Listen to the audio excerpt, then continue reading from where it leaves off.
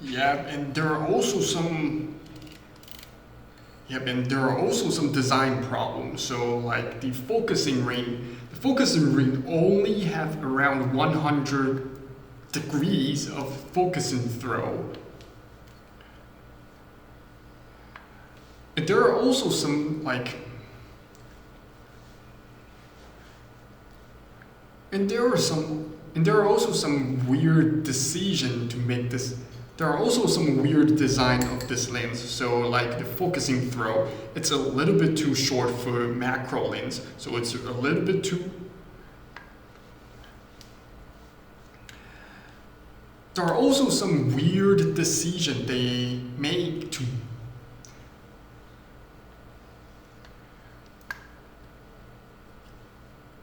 There are also some weird decision they make to.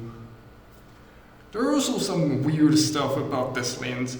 There are also some weird stuff about this lens because so this lens also have some weird.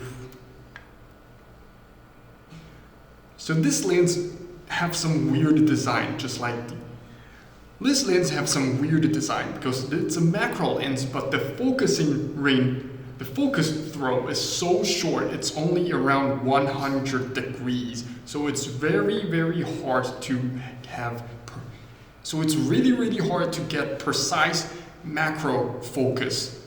So it's really, really hard to get those perfect macro focus on your shot without an image rail, like the macro rail. So it's really, really hard to get perfect focus using this lens. So it's really, really hard to get perfect focus while using this lens. So it's really, really hard to focus perfectly on your subject with this macro lens without any support. So it's really, really hard to focus. So it's really, really hard to get the perfect focus with this lens without any additional rails and support.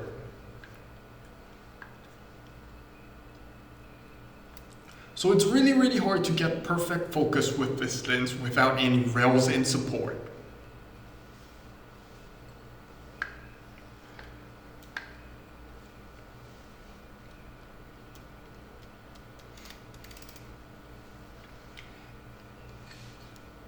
In the aperture ring, the aperture number.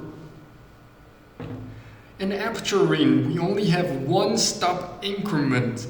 This is a little bit too big for fine control aperture.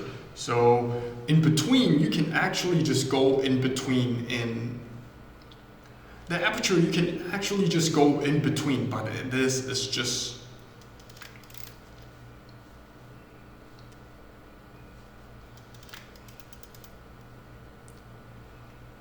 So this is a clicky aperture. So this is a clicky aperture. I don't know why, but this is a clicky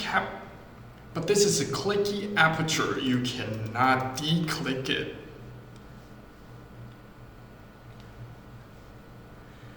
So this is a clicky aperture. You cannot declick it. So you cannot get those fine aperture control with this lens.